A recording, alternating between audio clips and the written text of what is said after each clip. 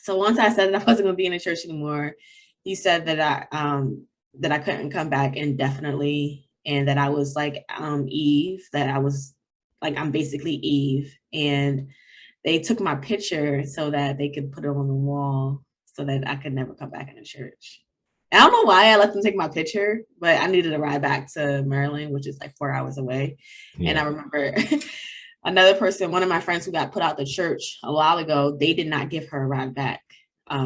She had to find her way, like, and this is 3 a.m. in the morning. She had to find her way back to Maryland from New York City. And I was pretty young, and I was very like, I just didn't know stuff. Like I wasn't traveling or doing anything. Like, and I remember in my heart, I was just like, just give me a ride back home. And I was glad that he's called a chief priest, like one of the leaders in my church. Like the leaders that were like a part of my church were really reminding me of like righteous men that I knew growing up, and very like fatherly and very good men. But like when you go to the New York church, it was just a different vibration. And so like I remember he just felt like an uncle to me. And he took care of me all the way too. They weren't allowed to talk to me when I was back in the car, of course, but he made sure I got home safely. And so I didn't have to worry about being stuck. But when you get kicked out of church, they don't have any responsibility for you anymore. They're not going to do anything. So I got really lucky to even get a ride back home. Hi, it's Calvin Niles, the mindful storyteller, and I am delighted to share with you stories of awakening. Each week, I'm going to be talking to people from around the world of various backgrounds and experiences. People I love, I know, and people I admire, but also those who are completely new to me. One thing all my guests will have in common is that they have been through a journey of awakening. By awakening, I mean a call to higher consciousness and deeper self-awareness beyond material reality. These stories will be real, challenging, funny, stimulating, and insightful. We're going to take our good time with these conversations. So listen from your comfy chair with your favorite drink, or on your weekend stroll, your morning routine, or whatever makes you happy. Stories of awakening with me, Calvin Niles, and I look forward to you tuning in.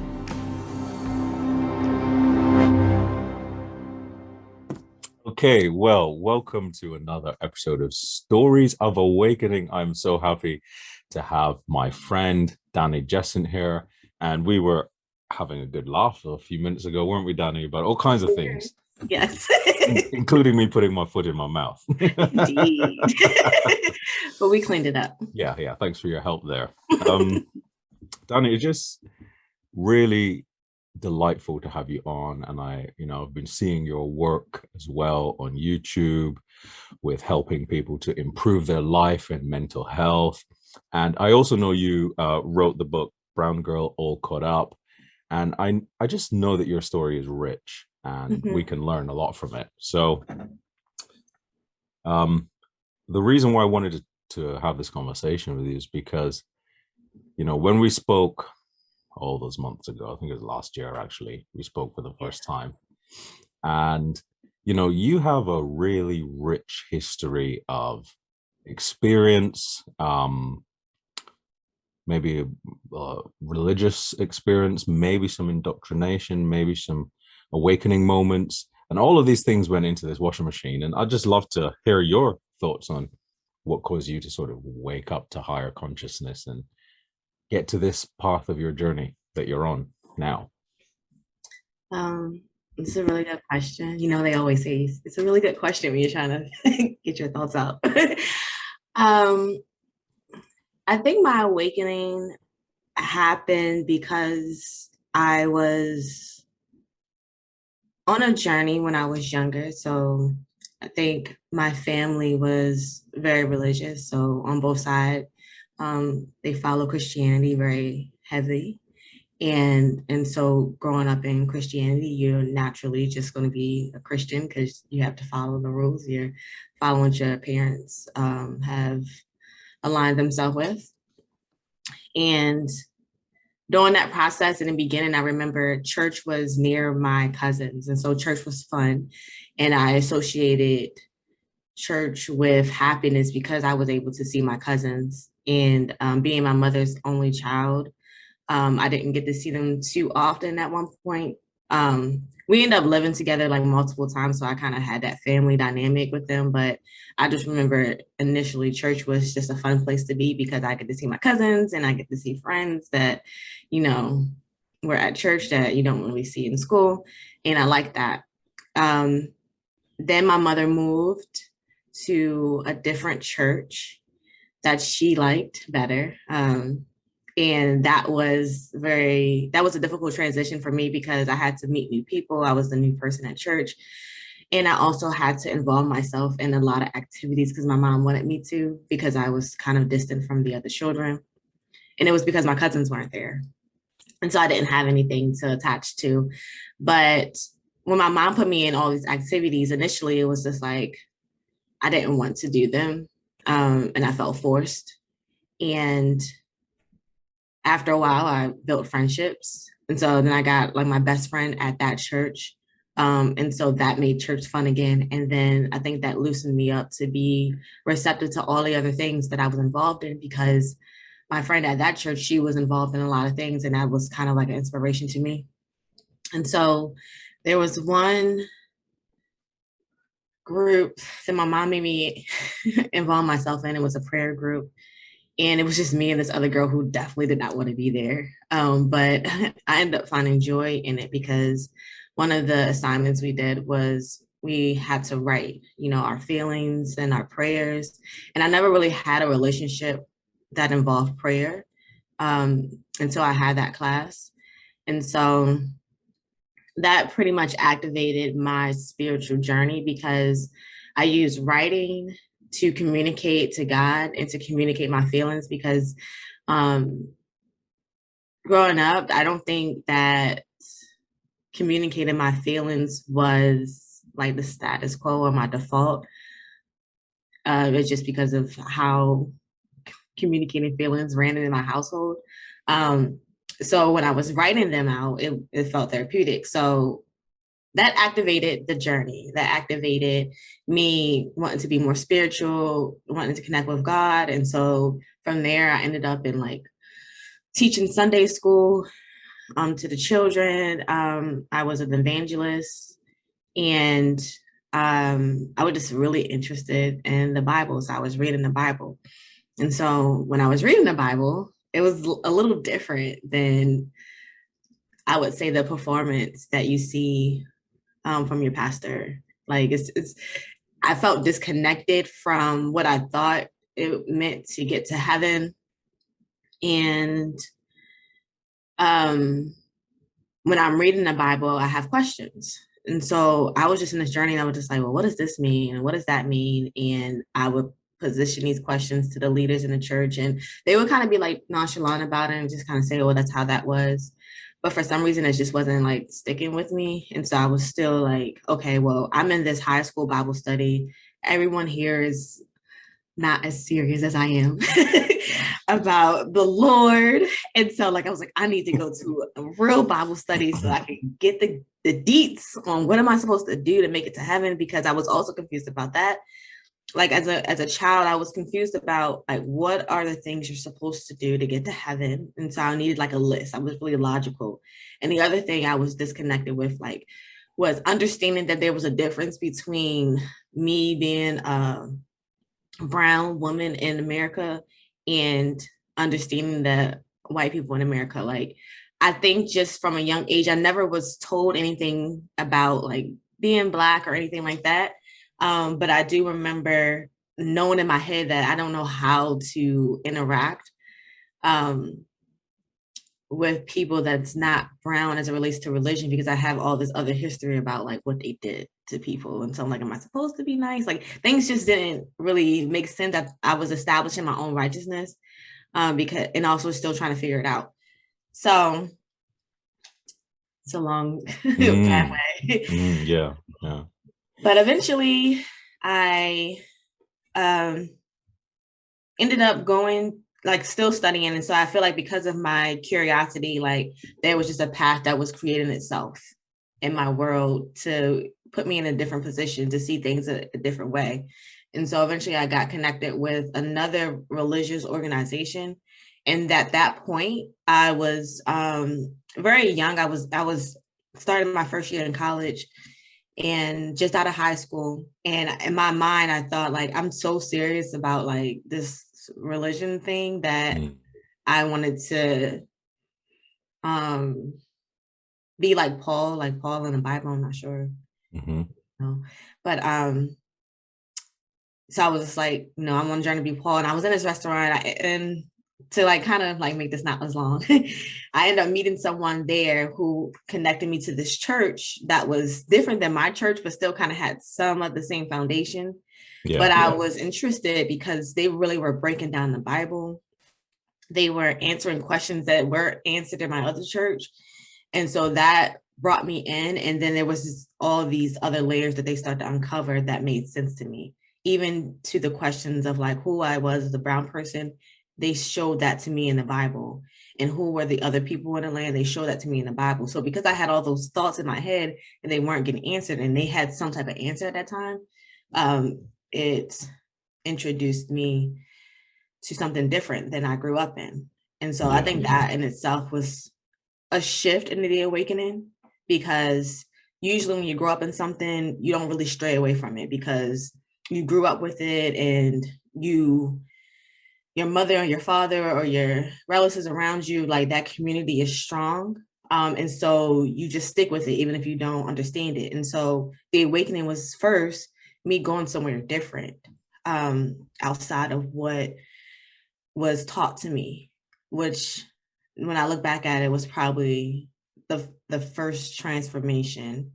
And then also leaving that because it didn't align was Mm. the biggest awakening to like understanding everything else after that, because it was these two experiences. One was moving away from something that I was rooted in. The other was exploring, and then after exploration, still understanding that this wasn't all the this wasn't the end. Like there wasn't like no absolute here either. And then going to the next phase was just exploration, like just exploring everything and finding your presence in everything. So I think Mhm. that's where I am now. Yeah. Wow. Hi. If you're enjoying this conversation, you might like SOAR Book Club. Many similar conversations are happening in SOAR Book Club, a book club for the spiritually curious. If you like spiritual books and community, then why not join SOAR, where we can grow together, learn together in a fun and nurturing environment. Click the link below in the description to find out more about SOAR Book Club or to find out how you can join. It'd be nice to see you there. Right. So Dani, I'm just wanting to know um how this whole experience that you just described, where you see you've come through this kind of evangelical background, but something wanted you to leave that and explore something else. What was driving you to leave? Did you feel that you? I know you mentioned they weren't serious as you didn't feel they were as serious as you are. Was it just that, or was there a bit more going on? No, it wasn't just that. Which one? The first like the regular church experience or the Yeah, the regular okay. one. So there's something was pushing you to sort of Yeah. move from, regular church that you grew up in into this So sort of new religious experience. yeah. So the thing that pushed me was it's interesting what language they used in the church, because they used the language, the truth, like they identified themselves as the truth. And so I think that did a kind of like mesmerizing, had a mesmerizing impact as well, because it felt like the truth. Um, and so the journey there when I first came in was just the commitment to reading the Bible the way that they were reading the Bible, the commitment to breaking down the Bible and not just having the performance just felt more legit to me. So when I think about like, okay, I'm trying to get to heaven. Do I want to be in this position where like we're singing and dancing and kind of just smiling things away? Or like, are we getting to the nitty gritty and like just really trying to dissect this truth? And that's what it felt like. I felt I was tugged towards them because of my mindset at the time was very logical, analytical. I'm not trying to die and end up in a coffin and not know that there's a spirit. Like I think I used to have this recurring dream of like death and being in a coffin and being alive in that coffin and not being able to get out because of something. And I thought that something was maybe because I didn't make it to heaven. And so, because of dreams like that and because of fear of death, I wanted to make sure that I got to heaven and that it existed and that I understood that it existed. And I don't think that I felt that it existed in the way that the regular church shared because it felt more surface level, felt like the elementary of your spiritual journey. It just felt like we needed to graduate to different levels and really get to the nitty gritty. That's what my mindset was at that time. Yeah, so it's like a curiosity, something burning, niggling inside you, saying, there's more here. Let's dig deeper. Yeah. And then this new church that you went to, what made that different, and what was compelling about it? What was it even called? You know what's funny? Whenever every time I talk about it, I usually don't share the name of it, and it's only because I am going to share it. But I'll tell you why I don't. It's because some people still align themselves with that organization, and they find peace in it. They find truth in it. It's their thing. And I don't want to take that away from them, but I have defined it as a cult experience for me, but almost like any other experiences that I had in my life that are very similar. Like even growing up in religion in general feels like a cult mindset, and that could be good or bad. But I don't want to offend anyone because I believe that it's a cult because my definition of being caught up is not necessarily always a bad thing. It's just how Mm, you position what you engulf yourself in. So the church was called Israelite Church of God in Jesus Christ, and it's a very extreme religion. Like even the FBI has tagged it as like a hate group because of their extreme views on who are the chosen people of God. And so, what what captivated me was like I said, it's just that they broke down the Bible. Like it wasn't because the other aspects of the church really didn't wasn't attracted to me, like attracting to me at all. Like I was just kind of curious, and that was probably was the other thing is that it was they operated so differently than the normal church that was it was like an interest of like wow this is really weird but like people are here and they're like okay with it but when you hear the word broken down it's just like you couldn't deny it so like having those two exist in the same place it stood out because I believe that truth will always reveal itself. And so like in the midst of things looking weird and the things that they were doing were weird, the clothes they were wearing were weird.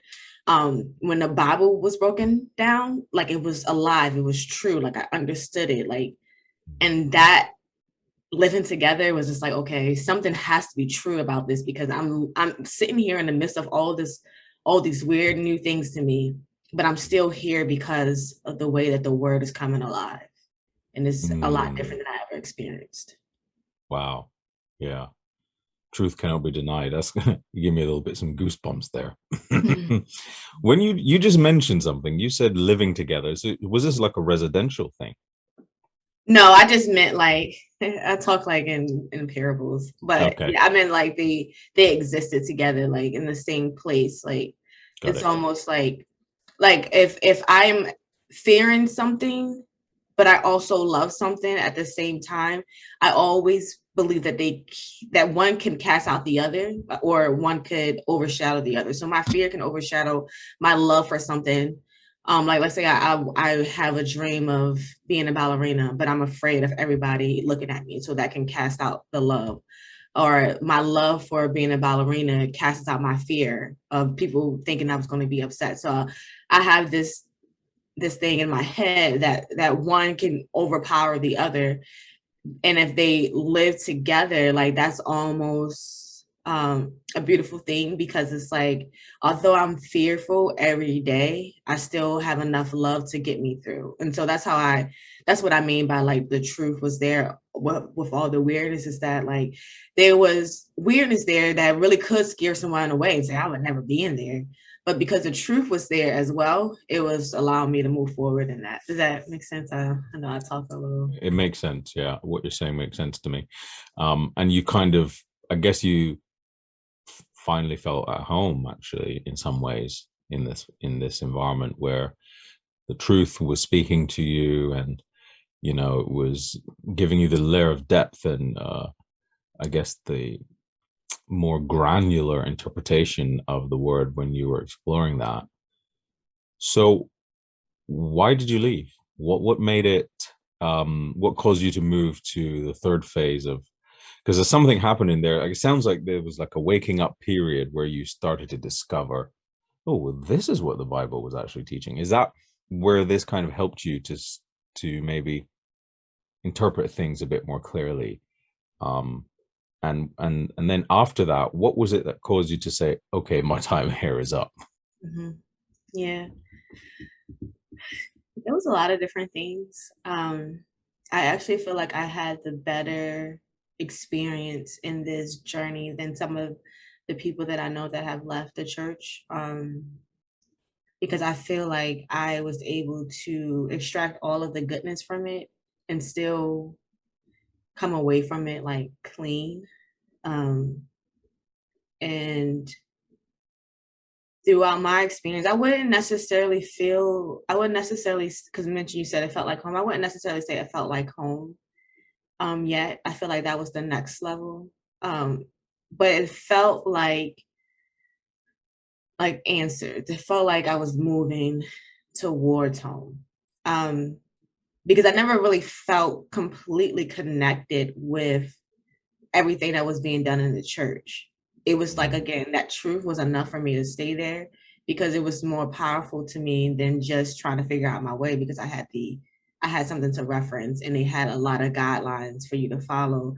And it was based on my original source was the Bible, is what I was using as a reference. And so coming from part A is that I believed in the Bible, but when I was reading the Bible in details, some of it didn't make sense to me. Like, okay, that's how God gets down. That's interesting, but why?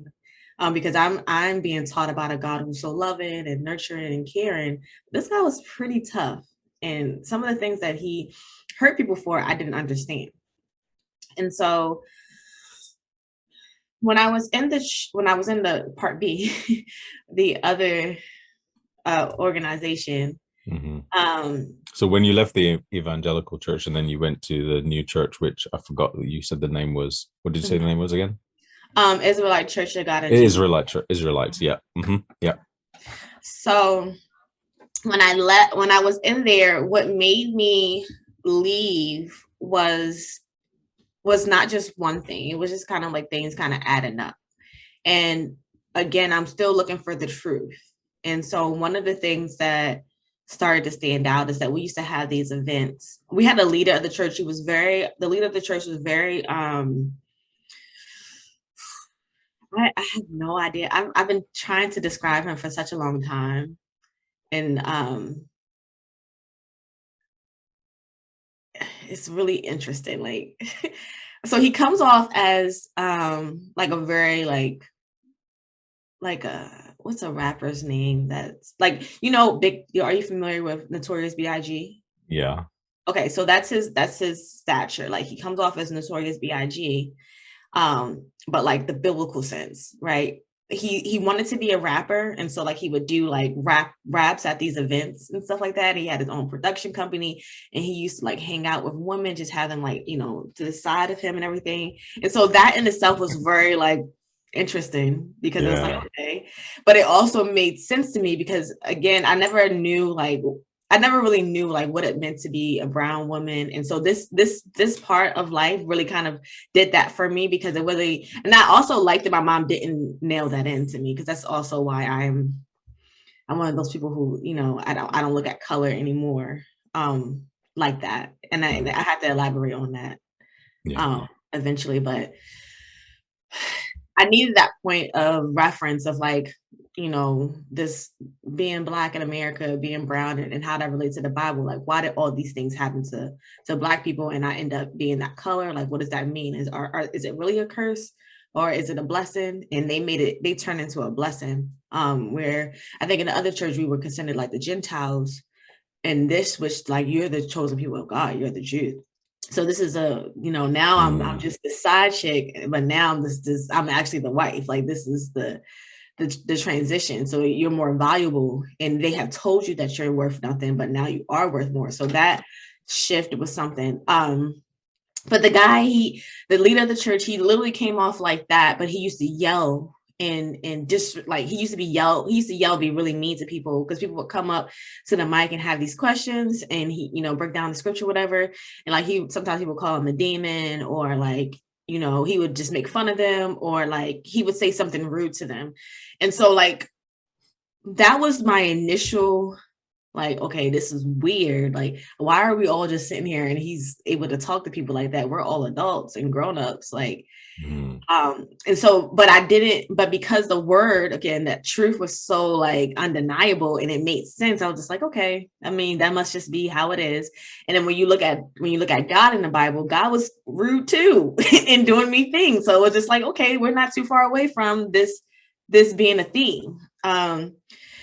So then it became the money. So the money was, I mean, everyone in there was pretty much, I mean, there were some people who, were living well. A lot of us came in there very young, so we were really trying to figure out how to be adults and manage money, but we had to give so much money to the church.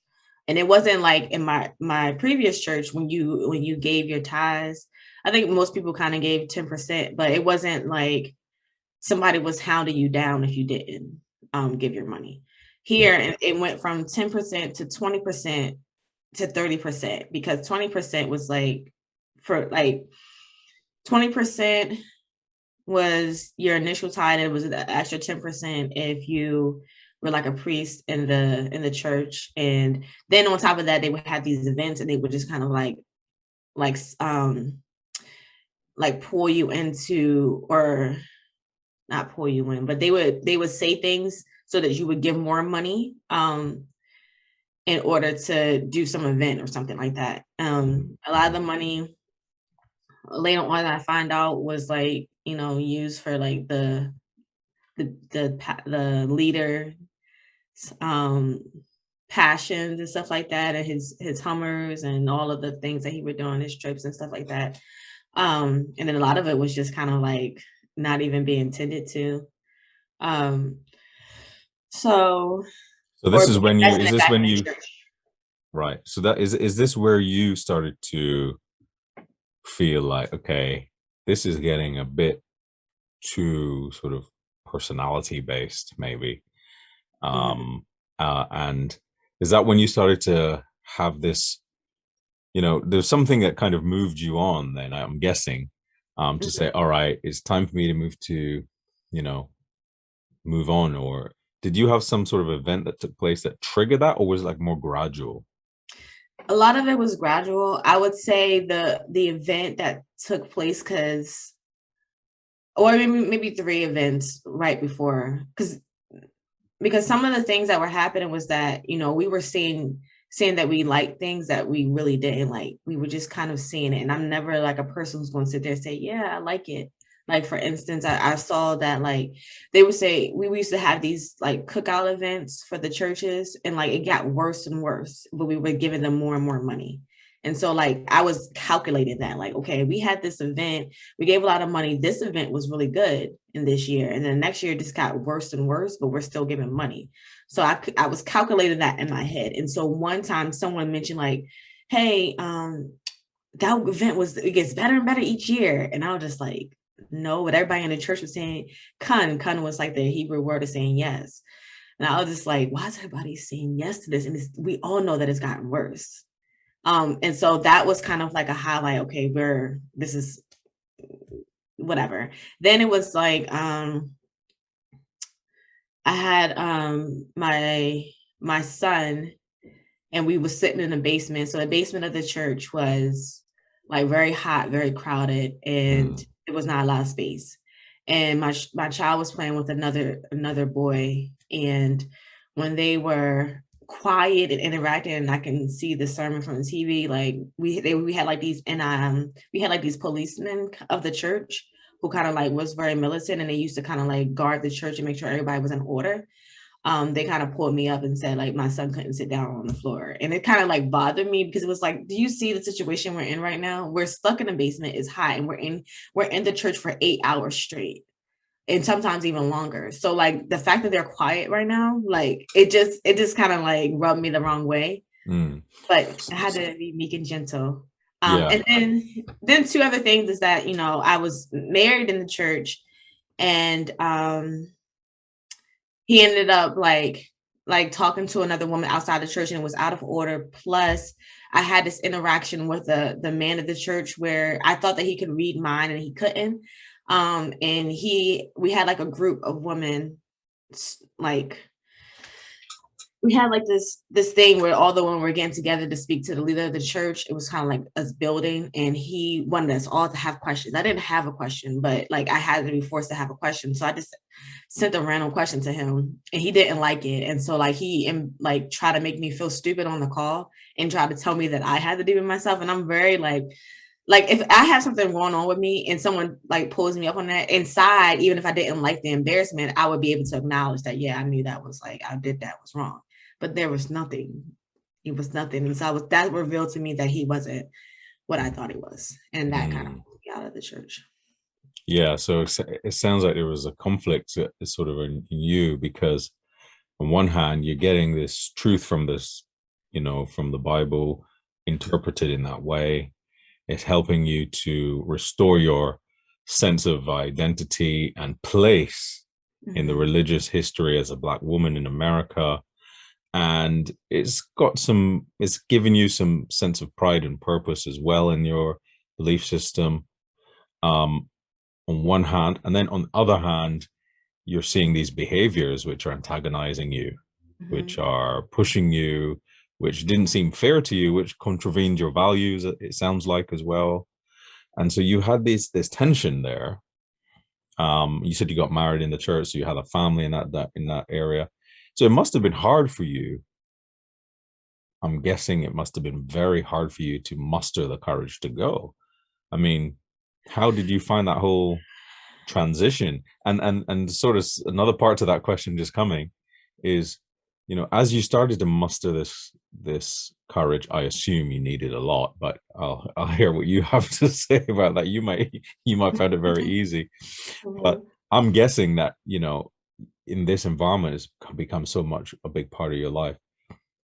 But then after that, you started to connect again to another degree of spirituality or consciousness.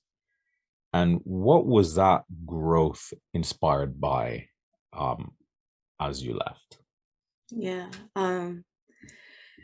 So on the surface level, it wasn't very difficult for me to say I'm not going to be here anymore.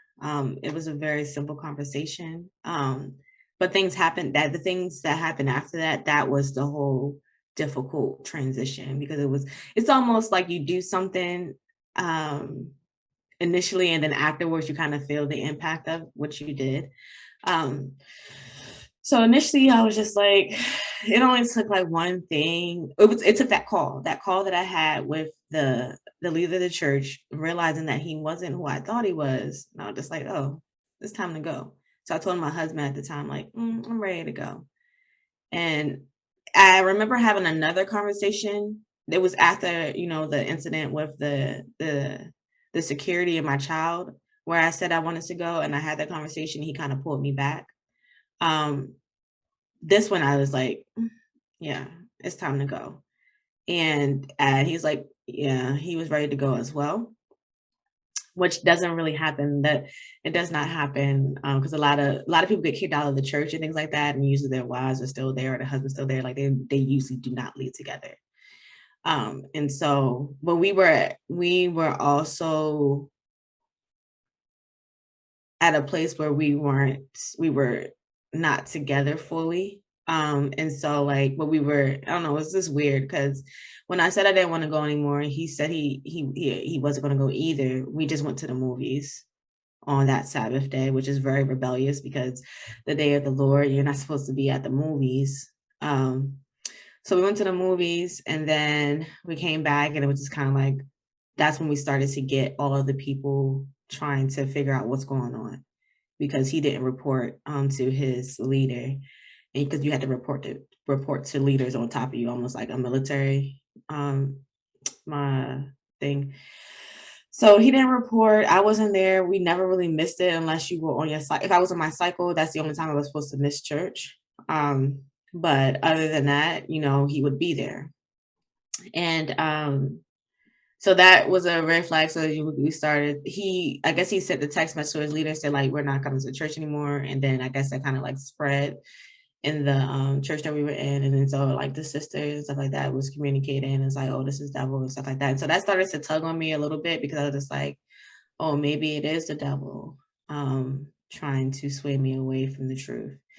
And so I gave it thought, and he didn't give it thought. He's like, I'm not going back. He's done. But so I went to a council because it was only one day. It was one day that I decided I didn't want to go to church and I didn't want to be there anymore. And I just knew that I was just going to end up back in the church after this council because so many people have done so many like quote unquote wicked things according to their standards and they were back in the church and there was no trouble. So I was just like, I'll go back. And one of the leaders that I admired in the church, I really respected what he said, and another sister. And so I was just like, okay. So we set up a council and I went to the headquarters, which is in New York. Funny enough. And when we get to New York, there's like this whole waiting. You're waiting for hours and hours and hours and hours in order to talk to the leaders of the church. For what reason, I have no idea because there wasn't that many people there. But I think it's kind of like a method they use. So I go in there and it was a very different type of council. I've been to councils before for other reasons. And this one felt, I could feel it, like felt really weird. And everybody was standing up. Usually they were sitting at the table. And then they had these questions for me. And I can't remember what the question was, but again, I saw him for who he was because he said something. And it was almost like the entire like fog that I had over me.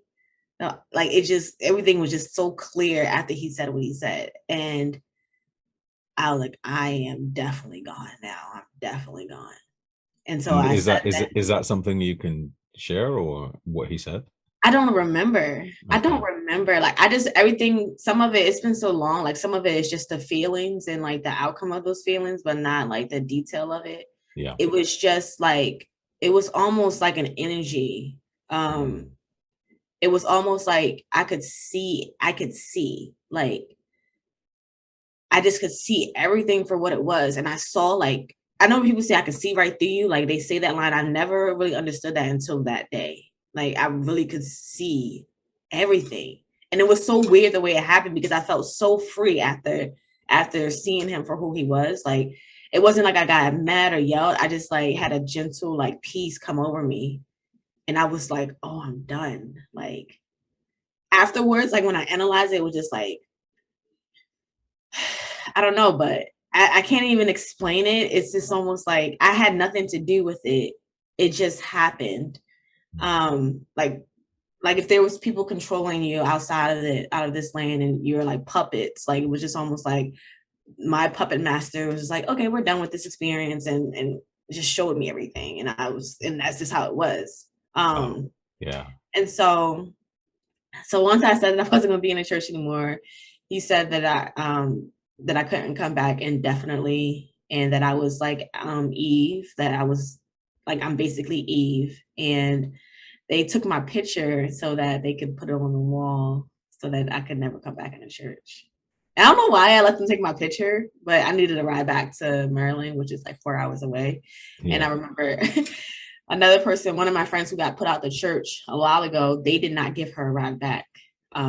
She had to find her way, and this is 3 a.m. in the morning. She had to find her way back to Maryland from New York City. And we were, I mean, I was pretty young and I was very like, I just didn't know stuff. Like I wasn't traveling or doing anything. Like, and I remember in my heart, I was just like, just give me a ride back home. And I was glad that he's called a chief priest, like one of the leaders in my church. Like the leaders that were like a part of my church were really reminding me of like righteous men that I knew growing up, and very like fatherly and very good men. But like when you go to the New York church, it was just a different vibration. And so like I remember he just felt like an uncle to me. And he took care of me all the way too. They weren't allowed to talk to me when I was back in the car, of course, but he made sure I got home safely, and so I didn't have to worry about being stuck. But when you get kicked out of church, they don't have any responsibility for you anymore. They're not going to do anything. So I got really lucky to even get a ride back home. So. Wow. Yeah, that's quite. I'm imagining the moment where almost this outer body experience that you described, Mm-hmm. like a part of you, like a bigger part of you is kind of orchestrating this whole thing. Yeah. Yes. And it seemed like it helped you actually in some ways, even down to getting a ride back home, which is quite heartwarming, the compassion that was involved in that. Yeah. So you go back home to Virginia, and what happens now? Do you sort of just pause with this whole spirituality thing and you're just like, look, man, I've had enough of God for now, you know what I'm saying? Yeah. Or were you like, you know what, God, you have my back, right? Now, how did your relationship with spirituality change after that? Yeah. So when I got back home, this is the aftermath. This is when you start to feel the injury. So I was originally like calling my family and friends, trying to find a connection, because I also felt during that moment, although I felt a peace of like not being in the situation anymore, and realizing like that I was done. I also was like, if for a long time I knew this was to be the truth. I was really aligned with God being here. So if this is the way that God operates, like he doesn't exist to me. Like this is, and so at that point, God didn't exist to me. And so I was left almost like an empty bucket. Um, and that void felt uncomfortable, because I had God all my life, or the idea of God all my life. And so I'm like, oh, Mm. what am I supposed to do now? Like it felt weird. So like I try to grab onto something. So I just call him. I'm very like goofy and like, I guess like nonchalant. And so like I just had this crazy experience. Everybody looking at me like I'm crazy for years that I was in here. I call all of my favorite cousins, and I even called my mom, which was a difficult conversation because we weren't as close. Um, to say, hey guys, I'm out the call. I'm regular Dani again. And then like I'm dead, guys, I'm back up normal. So like I started calling everybody and saying, oh, like, yeah, I'm normal again. And so like I could come to your cookouts now on Saturdays. I could come to your weddings, because I mean all these things I could not do for years because of the Sabbath.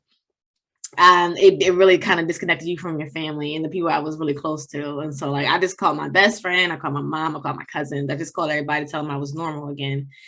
And then I also realized I wasn't in church anymore. So like one of the things, a man can have more than one wife. And at that time, even though my husband he didn't have another wife, he was like, he had like a girlfriend that he was about to like kind of introduce to the church and stuff like that.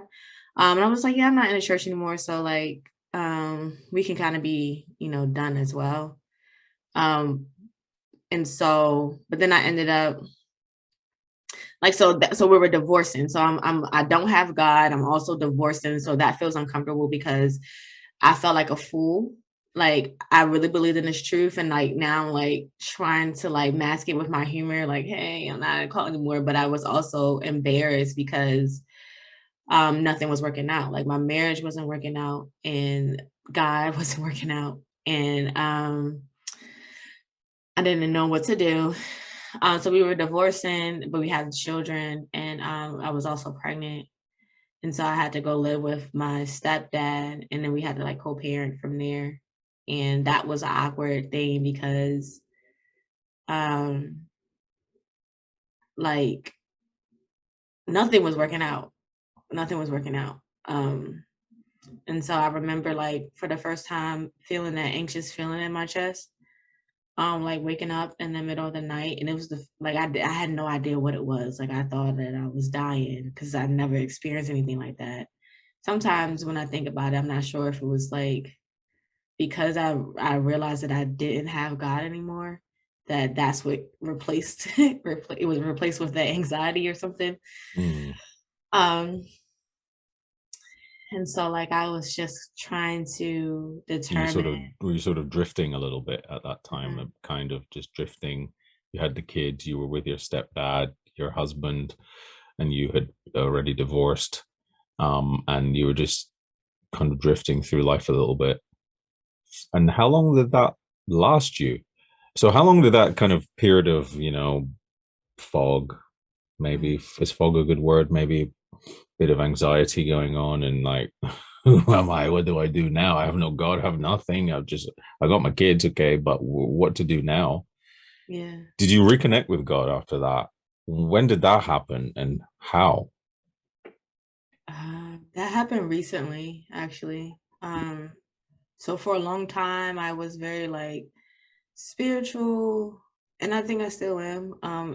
Uh, very spiritual and less religious, but I appreciate the role of religion because of the foundation that it's supposed to offer us, the guidance it's supposed to offer us, but not the abuse of your mind, not the abuse of power, not the manipulation part. It's just a guide that I appreciate about religion. And so I guess after, like, when all that was happening, I just tried to connect with myself. So I was in nature a lot. And like, I ended up, like, just finding new resources and things to learn. And so at the same time, like, my husband at the time was doing the same thing. And then that kind of like build like it created a better relationship with us, especially with co-parenting, because we were still on that same journey. So I knew that if anything, he was a spiritual mate in this world and was aligned with the same path. And so I appreciated it. It was like I went through that experience to have this relationship and to have these children for real. Like this is something powerful that came out of it. And so later on, we moved to different states and continued to co-parent, and then made that aligned with our lives, throughout the years. And I'm not going to church. I'm not experiencing church, but I'm experiencing God through what I believe God through people and through nature. But I also, whenever I thought of God, I always thought about Hercules. That's the only image I had in my head, was just like a white Hercules. I never, even though I was in that church for X amount of years and they were teaching Black Jesus, I could never see a Black Jesus when I closed my eyes. I could never see a Black Jesus. And I was like, I don't know why the Black Jesus just won't appear, but I just, maybe because like from a youth, Hercules looked like God in the images. And so like that's all I could see was like Hercules God. And so I was just like, I don't know about this God feeling and why I keep seeing something other than what it really is. Like I didn't know what it really was, because I see Hercules, they're saying it's Black Jesus. Black Jesus, you see in the scripture that you don't see any description of Jesus looking like Hercules, but I still have that in my head. So I still didn't have a relationship with God or connection with God because of things like that. Um, But I think looking back at it, I had it with my questions that I continue to have and never stop having. I would have conversations with people who were religious, who still were Christian, people who were from different backgrounds. I just have conversations with people in general just about their life and their passion. And that's what activated God existing. Like it's us, the people. Like we are creating God. Like we are manifesting all of these different types of religion. We've just been divided and taking pieces of truth and spreading them all across the land. And we're just trying to put it all together. And so that was how I looked at it. And then like I had a period where like I understood um why I grew up Christian and the foundation it allowed me to have. And a lot of who I am comes from my upbringing. And a lot of it comes from being raised as a Christian, having a grandmother who really believed in God. And I remember I went back to the feeling of love and realizing that I didn't really know love except through my grandmother, because it was a love where you don't have to perform, you don't have to do something that's exciting for people to like you, you don't have to jump and dazzle. I was just being, and I was just existing, and I could just feel my grandmother's love. Like, she would make a piece of toast, and I would feel the love of my grandmother when I ate it. Like, I can't describe it, but it was just like, I just knew this woman loved me. And I remember having her in my head and her in my mind, and realizing that, like, she believed in God, like, her belief in God manifested her to have this real love for people, and I wanna be that type of person. I wanna be that type of person where, when you're around me, you just feel like you can be yourself, you can be authentic, you can, even with all your flaws, all your beauties, like, you don't think that I'm sizing you up for it. Like, I'm gonna take you for who you are and know that you're growing and developing, and just being, like, I'm just glad that you're here. That's 'cause that's what she made me feel like, and I just wanted to be that. And I Wow. kept going back in my head, it's like, well, she believed in God. She really did believe in God. And maybe it was just the way that she practiced it, that made it feel such like unconditional love. Um, That's so powerful. Wow.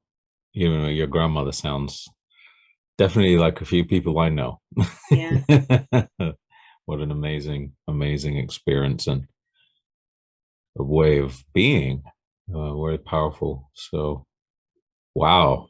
Well, I mean, Danny, I mean, we can talk forever, and uh, I know that we should probably have another conversation too. But I just think what a powerful way to end our conversation, where just being love and knowing that God is in all of us.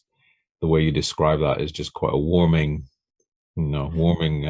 words. Um, so yeah, thank you for sharing, and I would love to keep in touch, have you back on maybe down the yeah, of line, and course. hear some more of the journey and maybe where you get to next and what happens in the next chapter. Yay, of course. Well, thank you so much for having me. I really appreciate you. And thank you for, just being who you are. Like, I'm thankful for this experience and getting to know you. And even when you came on, like, that was a great experience. I know that when I connect with good people, like, I can feel it. Like, I'm open to feeling good energy. And so I'm thankful that you're one of those people. Oh, thank you so much. Thank you. What is most meaningful for you in 2022? Is it healing and forgiveness? Is it love and belonging? Or maybe it's the courage to be and to act. Soar Book Club has all of this for you. If you want to read more and need accountability to keep you moving forward in your already busy life, are you looking for inspiration to develop your spiritual awareness? Maybe you want to be part of a positive community during these uncertain times, or connect with like-minded people who love stories and books. Then join Soar Book Club. Hop on board. The train is about to leave the station, and I would love to have you on the journey with me. So click the link below to join. That's Soar Book Club with me, Calvin Niles. I hope to see you there.